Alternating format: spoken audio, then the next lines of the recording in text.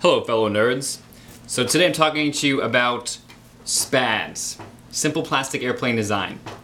They're made of Coroplast, which is corrugated plastic, it's just plastic cardboard.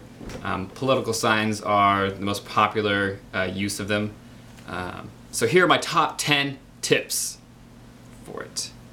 Number 10, get free Coroplast.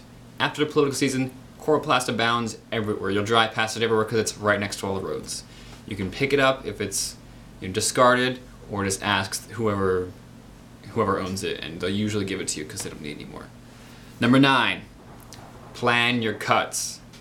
I like to make a sheet of paper and draw out all my cuts here before we even draw it out on the Coroplast, so I can make as many connections as possible and use the least amount of Coroplast. If you have a Coroplast connect before you cut it out, then you don't have to reattach it with tape or glue or anything, because it already just bends into place for fuselage.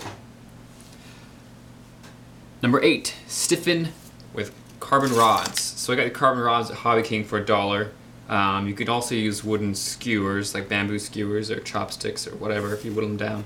And they go right into the Coroplast flutes and stiffen up a lot.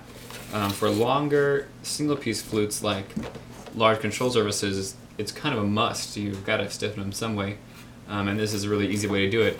If your carbon rod is a little bit too small and then loose, just put a little bit of tape on the end of it. It'll jam itself in there. Number 7, rcgroups.com. That's the forum I'm on, and it's full of people that are more than happy to give you all the advice you need. Just ask them questions on a post, and they'll answer you. Also, SPAD to the Bone and SPAD World are other resources, but I think RC Groups is the most active. Zip ties. I just discovered using zip ties to connect things together if you're using them the right way. Like I'm connecting this yardstick onto Coroplast using it, and also using it for the wings to hold the spar onto the Coroplast. It's really quick and they're really strong, so it's a cheap alternative to using tape. And it's just as secure, plus you don't have to prep. 5, use a thicker knife. So I started using these hobby knives. My initial airplane, you just went through tons of these things because Coroplast really duls it down, and you end up using a dull knife because you don't want to go through them, and your cuts are crap. So use a full-size pocket knife. It won't dull nearly as fast as these X-Acto knives do. Use the pocket knife for most all your cuts, and then for precise cuts, then use the hobby knife, like for tabs and such. Number 4, build light. Coroplast is strong and heavy, so build as light as possible. I've done some undercamber wings and it was okay. For instance, this, you can barely make it out, but this SPAD right here, which is a larger SPAD, it's going to be a lazy bee. It just has 2 bulkheads. And the rest of it, you've got a gap of like 2 or 3 feet, or just the box of Coroplast. And it's plenty stiff, it's plenty strong, so you can really just skimp on little things like fuselage ribs and wing ribs. You can just skimp on them because you don't really need as much, because Coroplast is pretty great. And it's heavy, so if you don't skimp on it, you're going to have a really heavy flying airplane that is needlessly overbuilt. Number 2. Hold on.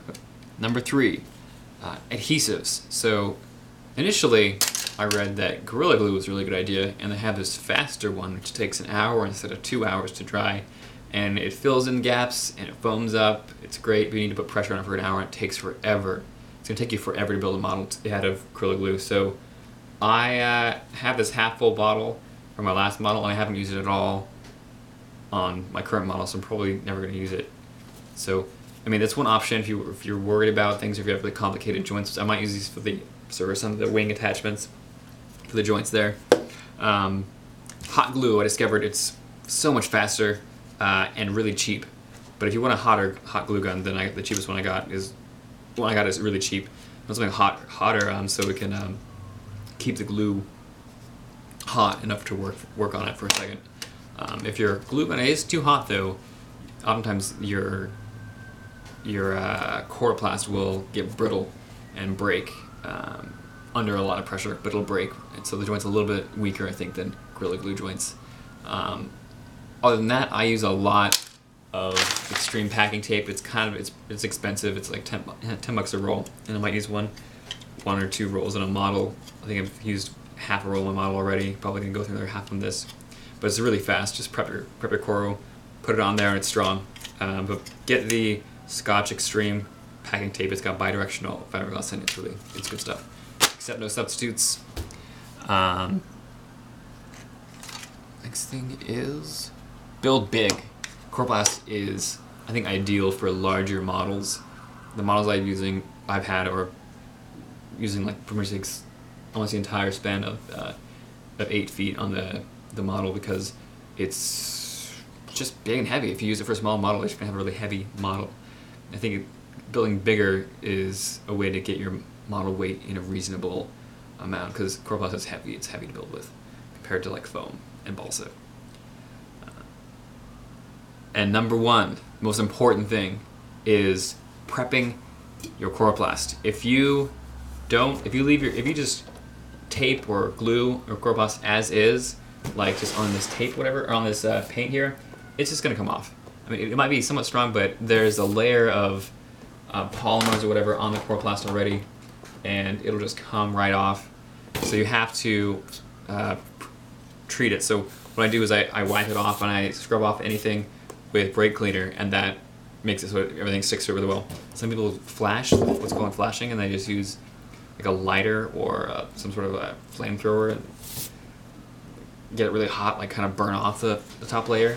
I don't think it burns it off, I think it changes the chemicals, whatever it is, but I've never done that because it sounds like it's easy to mess up, so I just use brake cleaner. But you have to do that. And that's it. Bonus is use notches when you build. So I have this tail here, and I've got these notches, so it notches into the front and the bottom, and this thing, my horizontal stab, notches into the Coroplast as well. I mean, it's kind of a no-brainer, but just plan on notching, because it's a lot stronger that way. And hopefully this will help you. I know I spent a lot of time going through forums and asking about things, so hopefully this will share you my lessons that I've learned over the last few months since I got into it. Take care. Hope it was helpful.